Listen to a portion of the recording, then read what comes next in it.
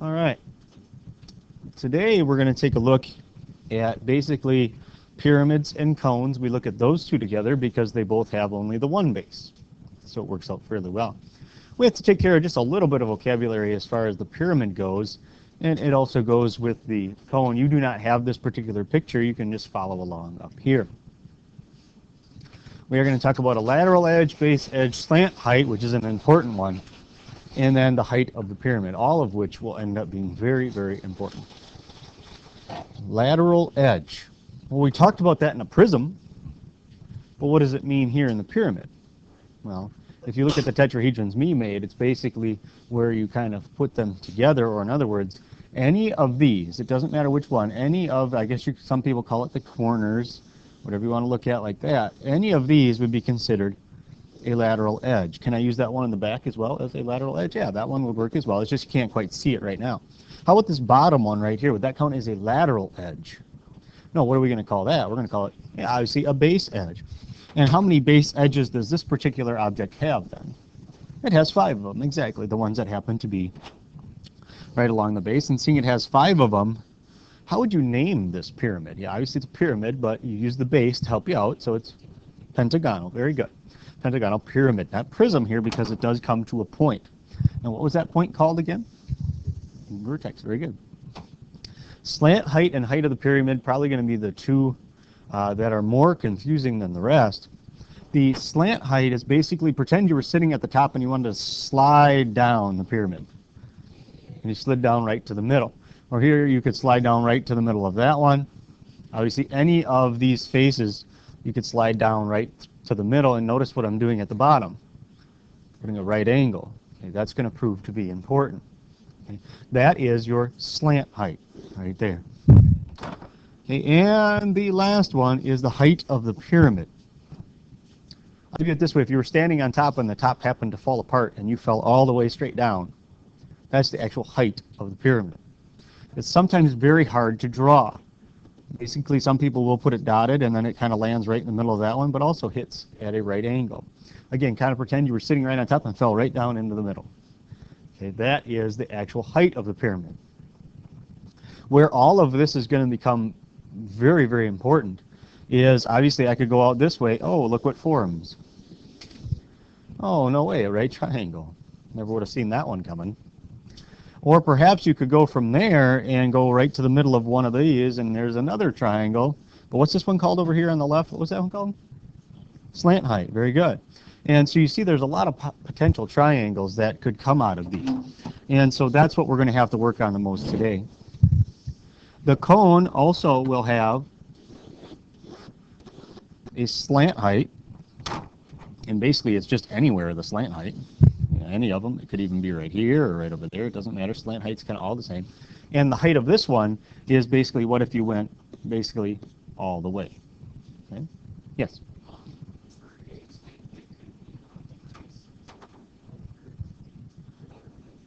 No, it has to be kind of right in the middle of that lateral face. Again, it's as if you slid right on down the middle of that thing. Okay? We don't probably really want to slide down the crease. That could hurt. All right? Depending on how it was constructed, I suppose.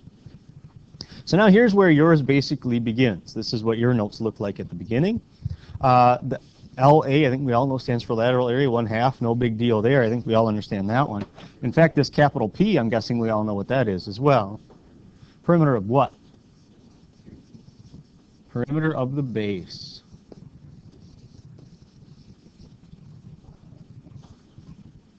The L, that's a weird one. That's a lowercase l, normally in cursive.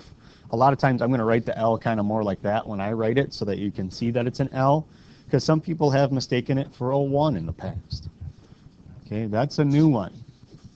That little L right there is slant height.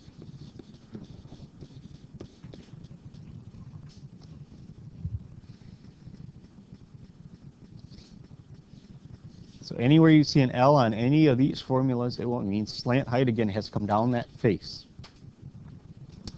And so notice once again what we do is we basically take this answer, we put it down there to start total area.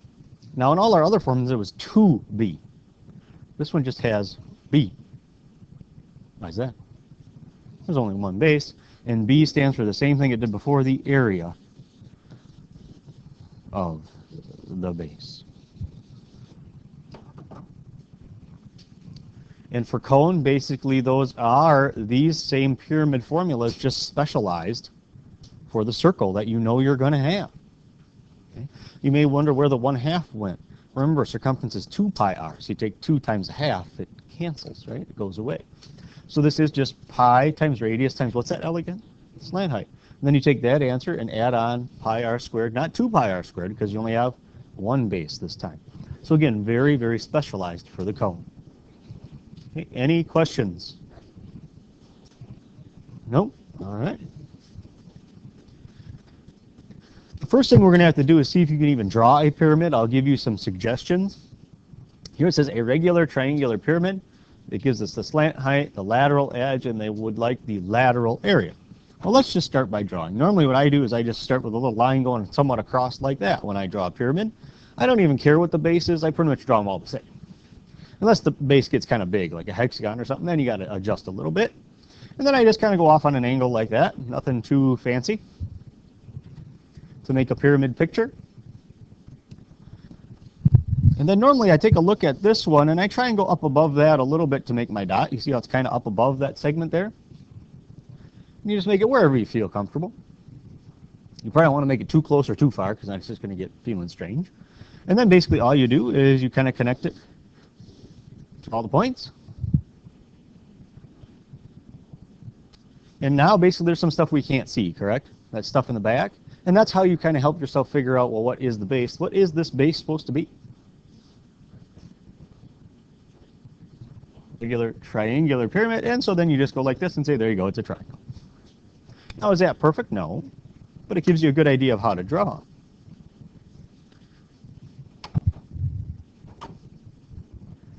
Slant height is 12. Now, I can put the slant height on any of the faces that I want. It's completely up to you. Normally, what I do is I take this one that's kind of off to the right a little bit. That's where I'll put my slant height. Remember, that has to come right down that face and hit at a right angle.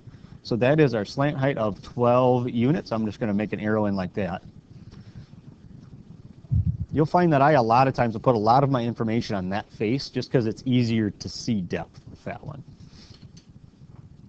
Lateral edge is 13. So what I'm going to do, I'm going to choose, because I could choose any of these lateral edges, I'm going to choose that one. I'll make that one 13. Like I said, I kind of use that face a lot whenever I have a pyramid. It just seems easier for me. Do you have to do that? No, of course not. So do you agree that's the information that we have? And they want lateral area. So take a look up above. And what is that formula for lateral area? 1/2 P and L. That's a really bad L, but you get the idea. But that's how I'm going to make it. So it would be helpful if we could find the perimeter of what again? Just perimeter of whatever I want? Of the base, okay. And we need the slant height. Well, which of those do we know right now without doing anything? Yeah, we know the slant height, right? So let's just kind of fill in what we can. We got 1/2. Perimeter, well, we're not quite sure yet, right? And slant height is what then? 12, very good. Okay, well, we're doing good. Except we don't know perimeter. Now, if you wanted to go back and draw out all these faces like we did earlier in this chapter, can you do that? And will that still get you the answer? Yeah. Okay, I'm showing you the formula. Oh boy, we got to find something about this base. Do we know anything about the base right now? Not really. But we do know that if I draw all of these together, it does form a right triangle. And if I could find this measurement right there, which we'll call x, could we then find the perimeter of this base? Because that slant height's always going to come down at a right angle. It's always going to hit the middle of that face. It's always going to work out perfect for you. And how can we find out that value of x?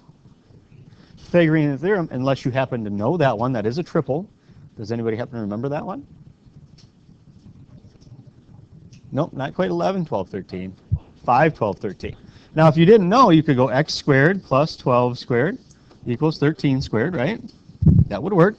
X squared plus 144 equals 169. And subtract. I'm just showing in case, let's say maybe you get to one you don't know. X squared is 25, you take the square root, it is 5. Now let's not get lost in Pythagorean theorem with what we're trying to do in this problem. Is 5 the perimeter of that base?